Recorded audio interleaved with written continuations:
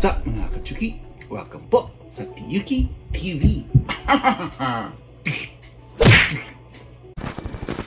In this episode, we will be making chili oil. So, samahan niyo po ako. Please don't forget to like and subscribe. Sili, garlic, salt. Yun lang. That's it. Marami-rami na rin siya. We have 2 cloves of garlic. Lahat yan, hihiwa-hiwain lang natin. Then, pagsasama-samahin natin mamaya. So, let's do this.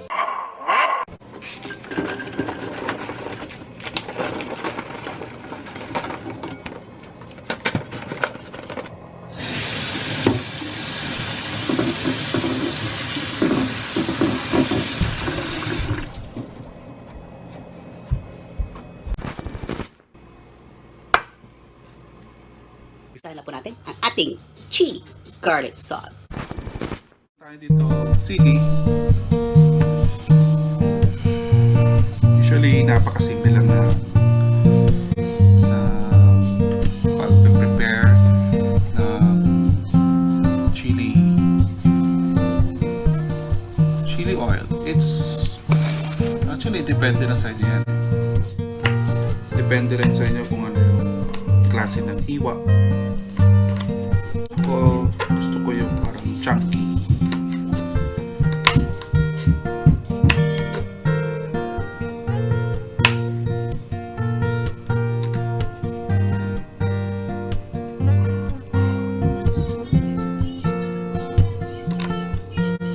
Ito, masarap to sa mga siomai, mga sausawan. Mga Pilipino kasi, or kahit to sa buong mundo, ever since spices talaga yung hinahanap sa lahat ng mga restaurants. Puro spices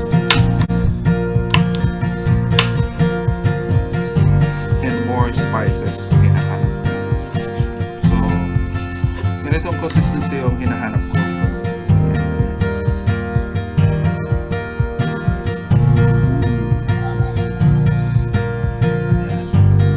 Medyo lalaki ang hiwa para lasang-lasa yung chili. Para may kinakain ka rin.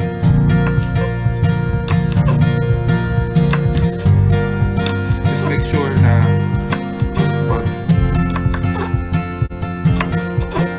gagamit kayo ng sili or magluluto kayo ng sili,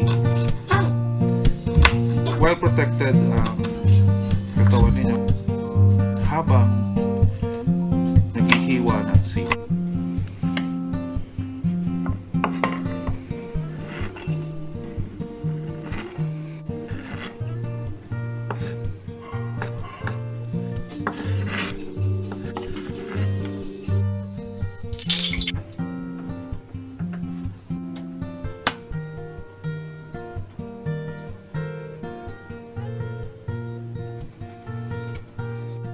Should be on low fire.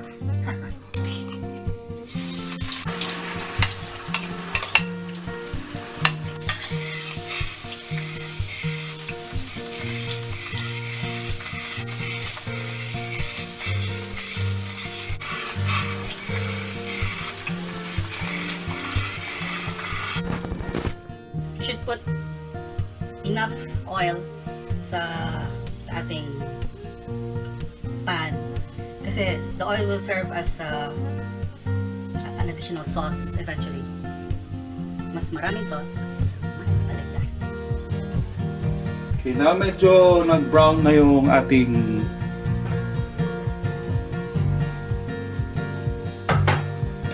garlic.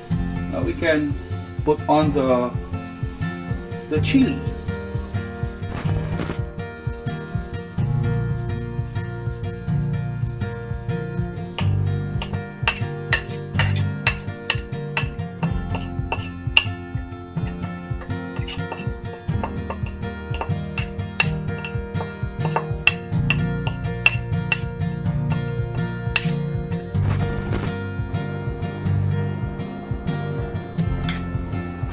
And it should be on low heat. Para hindi masunog yung ating chili.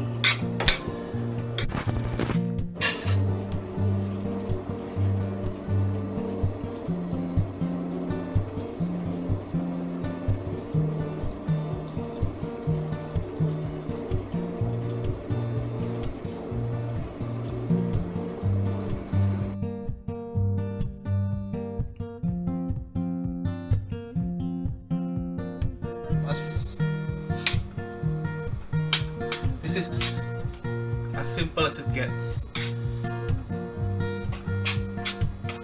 Garlic salt lang ilalagay natin. Tapos, para hindi siya mapanis, we have to make sure na mag dark red yung kanyang chili. If nag-dark red na siya, that means fully cooked na siya. Hindi na siya mapapanis. Yan. So, lang natin siyang kumulo. If sa tingin nyo kulang pa yung mantika nyo, feel free to add.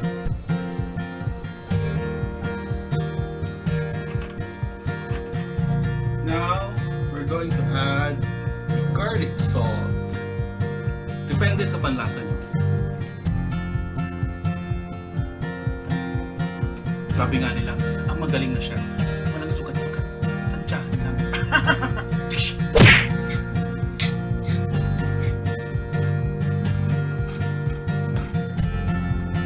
Okay, so gano'n lang po kasimple ang pagluluto ng chili oil. Well, my chili oil. Hintayin lang natin siyang mag dark red and then that's it. It's all finished.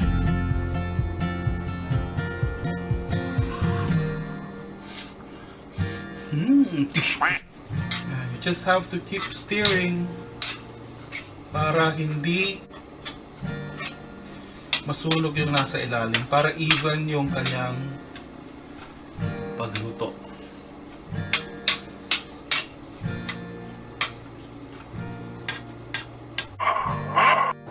We just took the heat off. Let's set it aside and eventually, when it cools down, ilalagay na natin siya sa bote.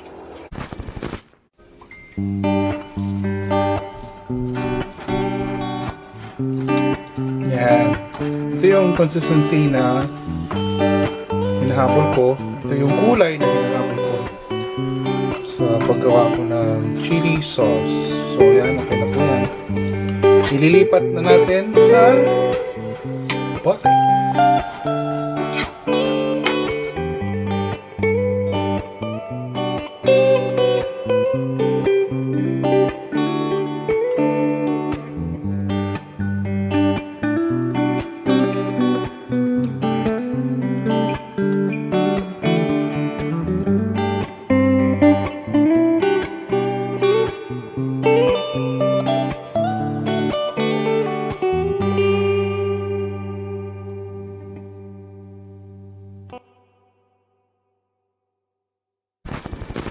Shout out to Inay or Inay Journey.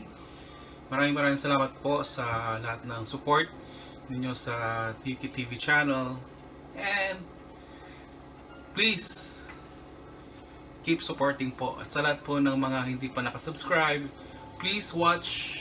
And eventually, if you decide to subscribe, then thank you very much. Maraming salamat po. Again, please don't forget to like and subscribe.